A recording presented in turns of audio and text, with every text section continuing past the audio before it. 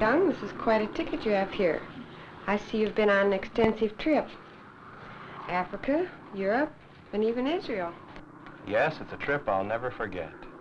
We visited many wonderful places, none more interesting than Israel. Thank you, Mr. Young. Israel, that is interesting. We're hearing a great deal about that new country these days. By the way, my name is Muntz. Muntz. J. Palmer Muntz. That's right. How'd you know? Winona Lake Bible Conference, of course. I can readily understand your interest in Israel. Don't you have an annual conference on prophecy and the Jew? We surely do. Bible students from all over America gather each year at Winona Lake to discuss the significance of current events relating to Israel, especially as these developments are presaged in Bible prophecy. But frankly, our primary desire is to reach Jews all over the world with the truth that Jesus of Nazareth is their promised Messiah. Israel certainly is a fertile field for Christian missionary activity. By the way, what was your reason for going to Israel? My reason for going to the Holy Land was the same as that of countless other Christians who, for centuries past, have gone there to see with their own eyes the land where Jesus lived and died. Would you mind telling me all about it? Gladly. I was especially impressed with changeless, timeless quality of the places I saw. People seemed to be coming and going there as they must have come and gone for centuries. There's something about the Near East which sets it apart as different from all the rest of the world. Here, tradition is still a respected concept. And yet, with all its ancient customs and traditional manners, the 20th century invasion is seen on every hand. An invasion of Western clothing and bright, shining gadgets.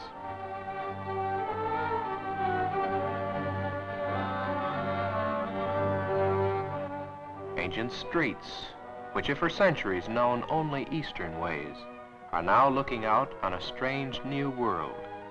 A world of begrudging acceptance of concepts both new and foreign. One cannot help but sense an indifference here to the modern tempo of Western life. A leisurely, casual pattern of activity is seen on every hand. An unhurried pace. A prosaic outlook bordering on fatalism. The Arab of Jerusalem, although now a city dweller, is essentially a son of the desert. A nomad. Since the dawn of history, this troubled land has been a highway for rampaging armies. Egyptians sweeping to the north, the Medes and the Persians from the east, Greeks and Romans from the west, Napoleon, General Allenby. Since it was strategically located on the main overland route from the north to the south, most of these military leaders considered Palestine not so much as a prize in itself, but rather as a means to an end. Scars of this history are seen everywhere, as evidenced in the ancient ruins of battles long past, in the retarded state of economic development, but most of all, as seen in the lines of care and worry etched on the faces of its people. War has passed this way many times. None more devastating than the Arab-Israel War, leveling peaceful homes and churches, erecting grotesque monuments in their places. Massive walls can be crushed by modern bombardment, but barriers of racial prejudice erected in the hearts of men constitute an insurmountable Maginot Line of hatred. The Wailing Wall is now deserted. What was once the scene of praying Jews is now a lonely, dead-end street where only the steps of an Arab soldier on guard to keep the Jews away can be heard. For centuries, Jews came from every land to write their prayers on bits of parchment, to beat their heads against these massive limestone courses, to grieve their hearts in agony because of their dispersion. Many are the Jews who have wailed here anticipating the Messiah's coming, praying for that day when the chosen one of Israel, David's son, would redeem the nation. Jerusalem. Never to be forgotten is the thrill of passing through Bethany and over the shoulder of the Mount of Olives. There it is, spread out before you. One of the oldest cities in the world, and to the student of Bible lands, easily the most important.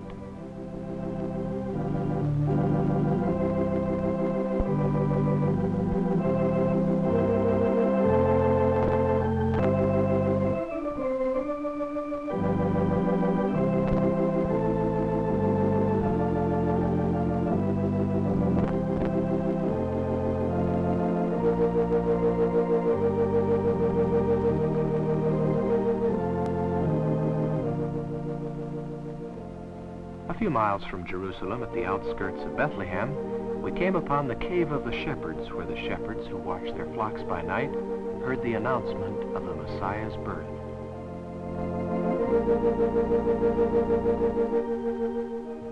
The Church of the Nativity is enshrined in our minds as the site of the Savior's birth. At the tiny entrance to the church, we thought of the words of Jesus. Behold, I stand at the door and knock. If any man hear my voice and will open the door, I will come in unto him, and will sup with him, and he with me. One of the high points of our trip was seeing the ancient earthen pottery in the home of Professor Sukenik, in which the famous Dead Sea Scrolls of the book of Isaiah were discovered.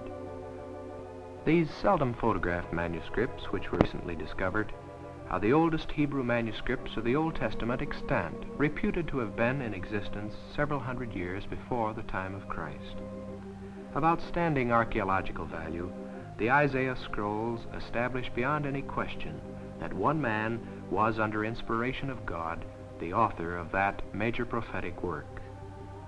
Professor Sukenik translated for us from the original Hebrew Isaiah's description of the suffering servant who carried our sorrows, was bruised for our iniquities.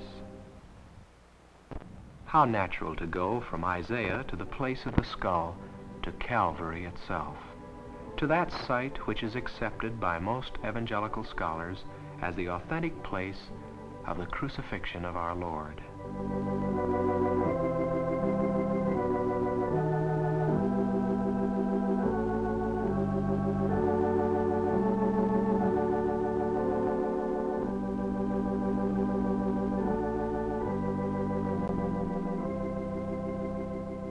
As you walk down the side of Calvary, at the bottom of the hill, you come to the garden tomb.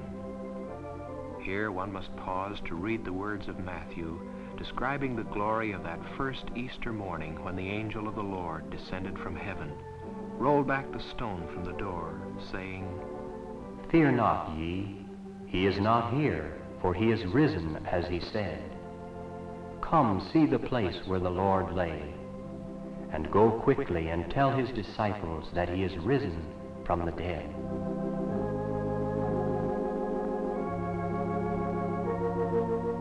From the garden tomb, we went to the Mount of Olives, which dominates Jerusalem on the east. It thrilled us to stand there and read these words from the Acts. Ye men of Galilee, why stand ye gazing up into heaven? This same Jesus, which is taken up from you into heaven, shall so come in like manner as ye have seen him go into heaven. Shall so come in like manner. These words, like the tolling of a bell, keep ringing in my ears. Since returning from the Holy Land, I've been unable to forget them. I sincerely believe they are the most important words in the world. Speaking of the second coming of Christ, you might be interested in an article I've just been reading in Christian Life magazine, in which the editors have reiterated the idea that perhaps we have only a short time left before the end of this age. I've been a student of Bible prophecy for years, and have been especially interested in those signs of the end time relating to the nation of Israel. Did you see anything in the Holy Land which would indicate a possible fulfillment of prophecy? Yes, I certainly did. In fact, I returned from the Holy Land with an altogether different feeling than I expected to have. Visiting the historic shrines of Christianity was, of course, of great interest and blessing. but I was equally impressed with the things that are occurring in that land today. Events unfolding in Israel before our very eyes. As you look out over the New Jerusalem, after crossing the 50 yards from the Arab-held Old Jerusalem through the famous Mandelbaum Gate, you'll be impressed with a marked contrast between two civilizations living side by side, yet centuries apart in character. In contrast with the 10th century Arab world, with its primitive housing, shops, and transportation, we have modern Jewish Jerusalem. Commerce and trade, business activities of every sort, architecture reflecting all the advantages of contemporary design and utility, shops catering to all the desires of Western living. Women of Israel find the window displays of Zion Square as irresistible as American women on Fifth Avenue. The traffic problems peculiar to city life in the Western world have invaded even the Holy City. And of course, Tel Aviv, the hill of eternal spring. For a number of years, the only truly Jewish city in the world, now one of the fastest growing metropolitan areas in all of the East.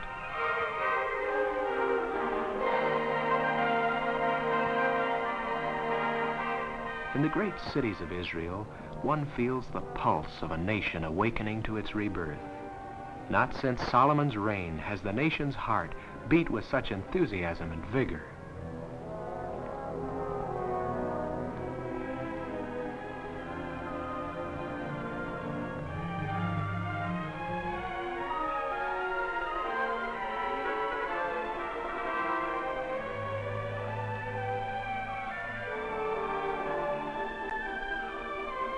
Standing in front of the Knesset building, which houses the national legislature, I realized that for the first time in over 2,000 years, Israel is a nation again. She has written her own constitution, coins her own currency, and the shield of David proudly hails her freedom. The menorah, the seven-branched candlestick of Solomon's temple, now adorns the legislative house. On every hand, the ancient symbols fit into the modern setting. The sheaf of wheat, suggesting the continuance of Israel's seed. Perhaps you also will think of Isaiah 1:7. For the vineyard of the Lord of hosts is the house of Israel. And again you will see the fig tree being used as a national symbol. Now learn a parable of the fig tree. When his branch is yet tender and putteth forth leaves, ye know that summer is nigh. So likewise ye, when ye shall see all these things, know that it is near, even at the doors.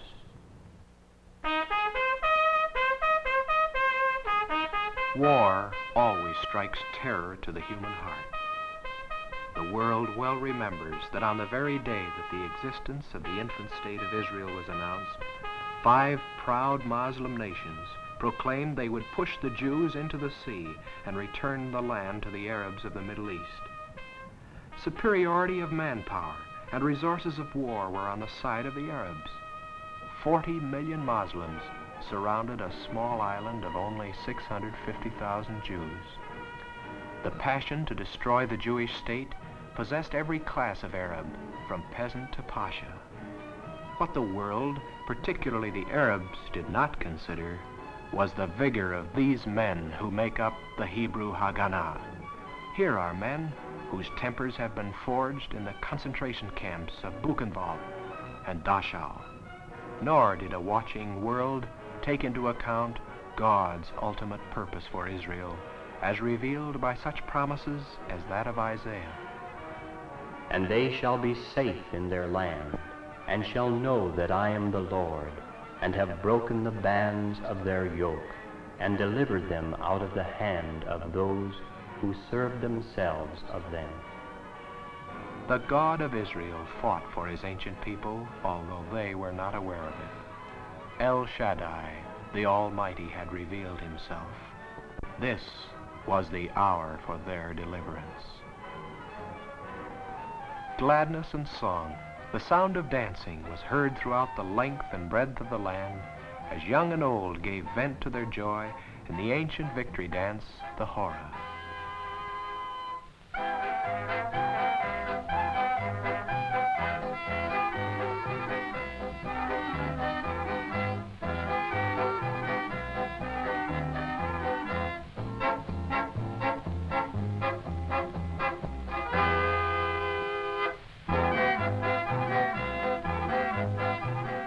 The existence of the new state of Israel owes much to an army of men, women, and children, valiant heroes, the evidence of whose sacrifices are seen in every part of the land. If I forget Jerusalem, let my right hand forget her cunning. Grim relics of trucks, tanks, and other military equipment are left alongside the highways as a perpetual reminder of a courageous people who have won a monumental victory. Over the Knesset building, where the Jewish parliament meets in legislative session, there is a flag, the first Jewish flag in modern history. It was Isaiah who wrote, "He shall set up an ensign for the nations." Here is a democracy with its own president now. One day it will have a divine king. Within the political and religious framework of the new state of Israel, there are many devoutly Orthodox Jews, keenly conscious of their ancient heritage, dating back over 4,000 years. This Orthodox Jewish segment of the Israeli population controls in many elections the actual balance of power, and is campaigning for a stricter application of the Mosaic Law. It is deeply significant that prayer is offered daily throughout the land for the coming of the Messiah. Children of Orthodox parents are being raised in the ancient Hebrew tradition, and at an early age are learning again the ancient promises of the prophets who spoke of the Messiah of Israel.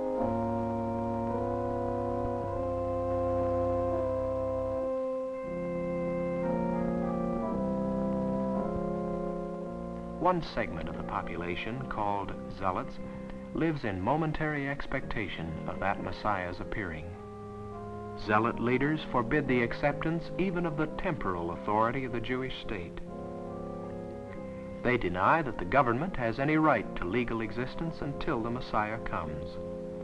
It is among these and other Jews in the new state of Israel that I believe you will find a fertile ground for the gospel. Many of these people would gladly receive the good news of the true Messiahship of Jesus of Nazareth. At the Rock of Judgment at Meron, I was interested to learn that the Hasidim Jews have selected a place where they expect the Messiah to sit in judgment upon the world, thus indicating their keen messianic expectancy. This is located high amid the Galilean hills, adjacent to the ruins of an ancient synagogue where the tablets of the law were once hidden and preserved. In all these gestures of age-long hope, the very land itself seems to cry out, "How long, O Lord, how long?"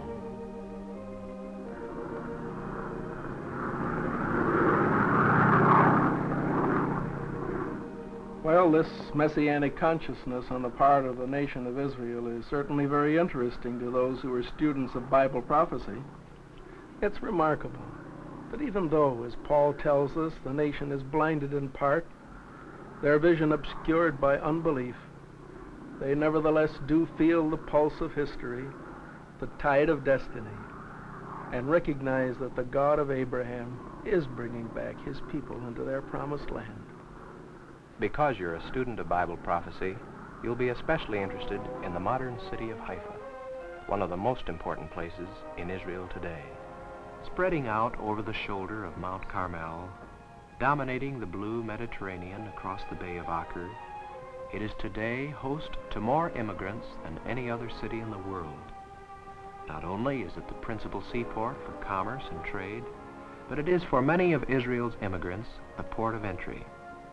Its varied and colorful street scenes constitute the first impression of the new immigrant. Its gently sloping streets, winding through residential and business areas, open new vistas of opportunity to the newcomer. It is to Haifa first that many of the lost sheep of Israel return.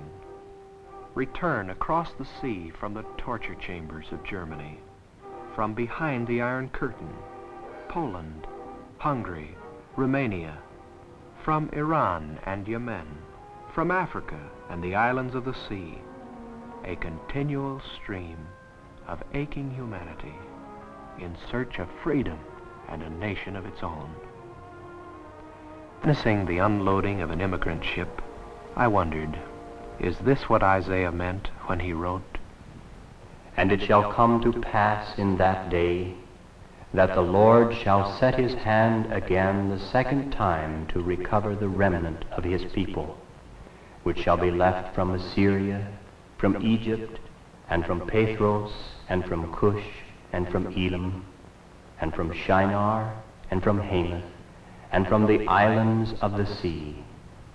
And he shall assemble the outcasts of Israel, and gather together the dispersed of Judah from the four corners of the earth." You will meet people over 100 years of age who will tell you they have come back to the promised land not to die there, but to welcome the Messiah whose coming they confidently expect.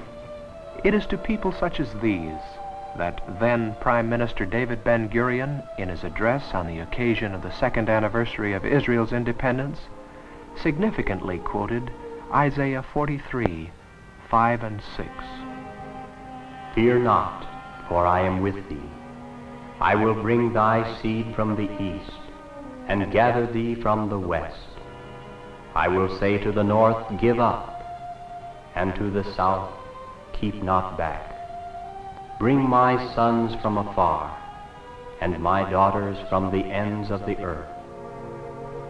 In the first 20 months of its existence, the new state of Israel absorbed approximately 250,000 immigrants into its economy, which, on a percentage basis of the population, would be equivalent to 55 million in the United States.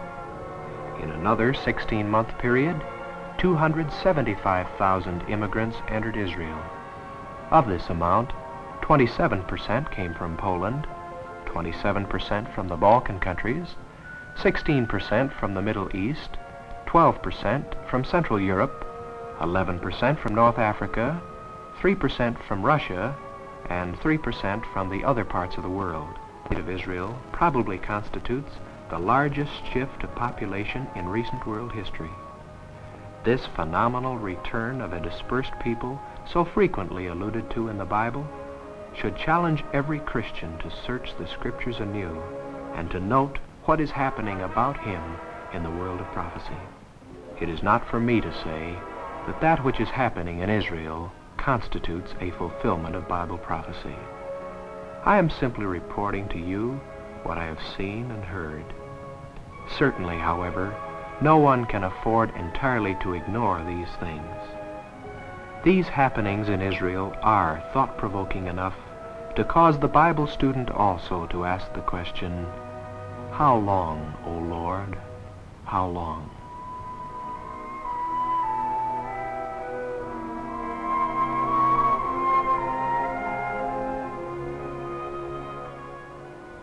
The reception center at Haifa is in every sense of the word a melting pot.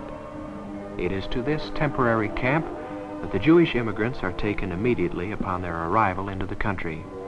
Here they meet new friends from all over the world: Europe, Asia, North Africa, India, the Western Hemisphere, and the islands of the sea. It is at this reception center that one witnesses the miracle of the preservation of Jewish identity. Victims of the diaspora, scattered literally to the corners of the earth, subjected to every form of economic, social, and moral discrimination, have remained yet a separate people.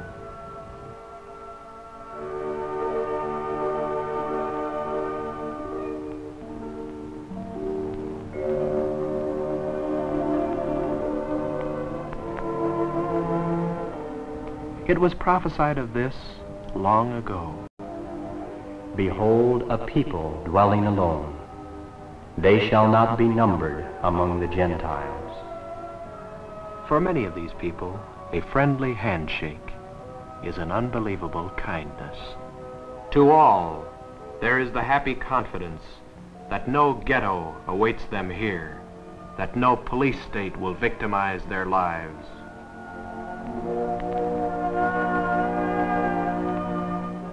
Standing on the street of the reception center camp, one cannot help but recall the words of the psalmist. He gathereth together the outcasts of Israel. The desert shall rejoice and blossom as the rose. The wilderness and the solitary place shall become a pool, and the thirsty land springs of water. The sterile soil, which has long been regarded as utterly worthless for agricultural purposes, is now the scene of lovely citrus groves and flourishing gardens. Where cactus formerly grew, vegetable gardens now abound.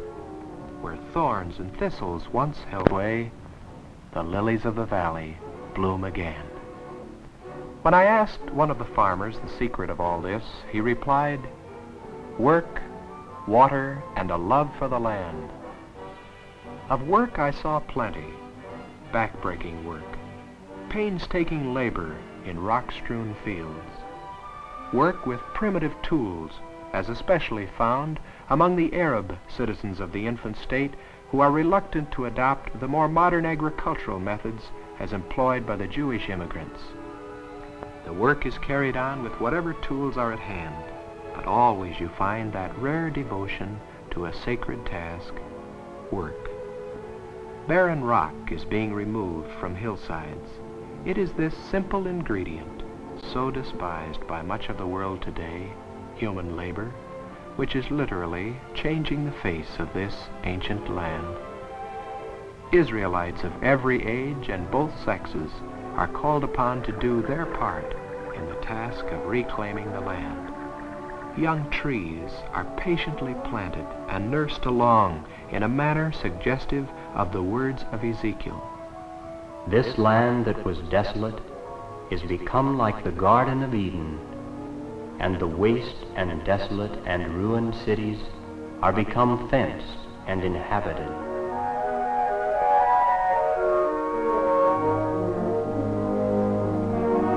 Work and water. Herein lay the answer to the skeptic's question, was Palestine worth the effort? As a result of the skillful use of water resources, Israel can now claim greater wealth per square foot than any other undeveloped country in the world. This humble threshing floor of contending nations, whose value was chiefly as a highway for their armies, is now revealing through the beneficent hand of God its true purpose as the promised land, unconditionally given to the fathers through the Abrahamic covenant. For some years it has been known that one of the great underground lakes of the world has been beneath the maritime plain of Israel. Its resources awaited development at the hands of a new generation of Jews whose ingenuity and technical skill could put it to practical use. Water brings power, and power generates life. The desolate land is surrendering to a carpet of vegetation. Israel is a study in contrasts.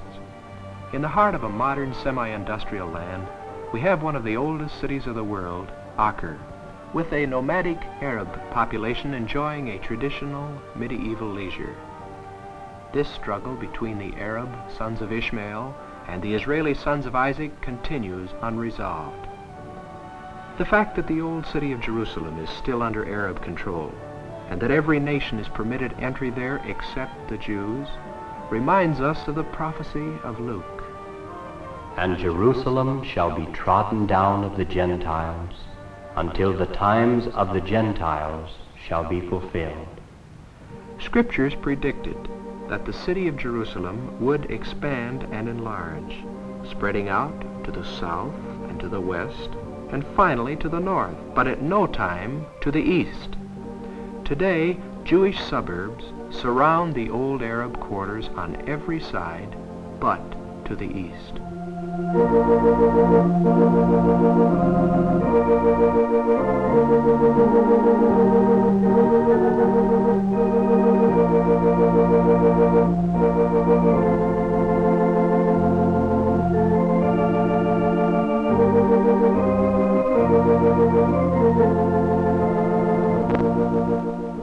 toward the east, a cemetery of Jehoshaphat bears silent testimony to that prophecy.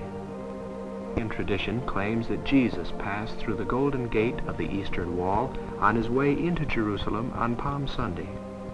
This gate has been sealed shut for centuries, but it is believed in Jerusalem that on the day that the Messiah returns to judge the nations, the gate will be reopened, and he will pass through it, returning to the city.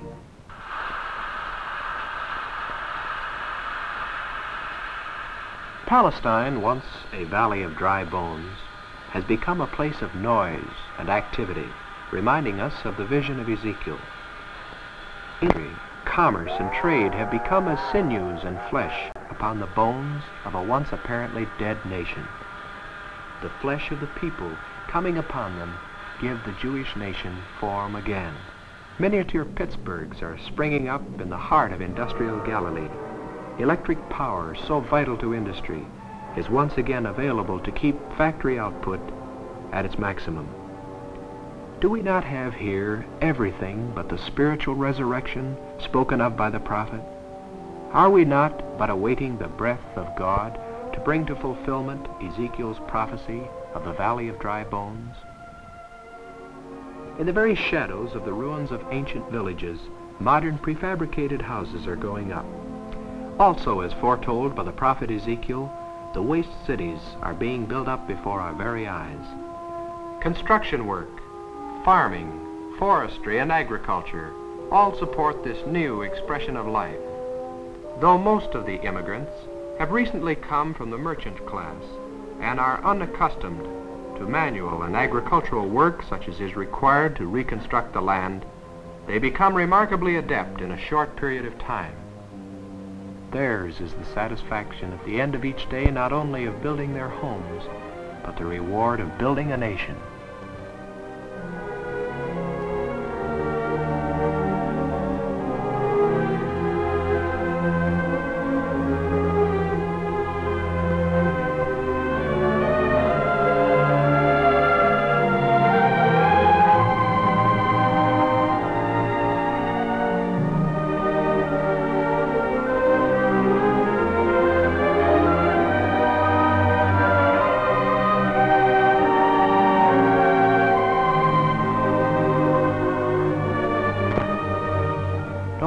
Fearful at the end of the day, children confidently await Dad's return.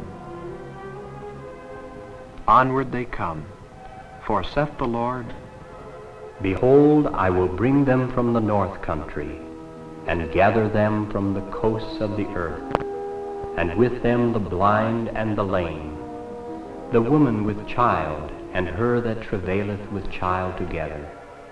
A great company of them shall return thither. Crowded on the vessels from Europe, 40,000 by plane from Yemen. 123 people were brought in from Persia on this DC-4 alone. Thousands more by bus and train from the Orient, from the East, and from the West. And the Lord said of this, Give up, keep not back.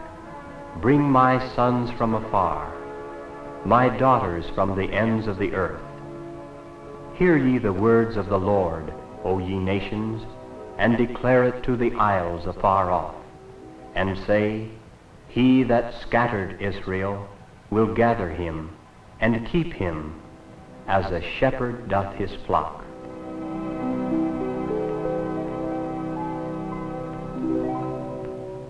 World attention is focused on Israel today. World capitals are keenly aware of the international significance of what is transpiring in that tiny land. Metropolitan London, cosmopolitan Paris, as well as Rome, all are watching Israel today. I wonder if Christians are as keenly conscious of the import of recent events in Israel in the light of prophecy. Students of Bible prophecy have long believed that that which happens in Israel points the way to the return of the Lord Jesus Christ. Men everywhere are asking the question, how much time is left? How much time to preach the gospel to the Jew first and then to a waiting world? What is the hour on the timepiece of eternity? How much time to complete the task of foreign missions, which has been assigned to us by the Great Commission? How much time do we have left to disciple men for the Master? How much time before the Lord himself shall descend from heaven with a shout, with the voice of the archangel, and with the trump of God?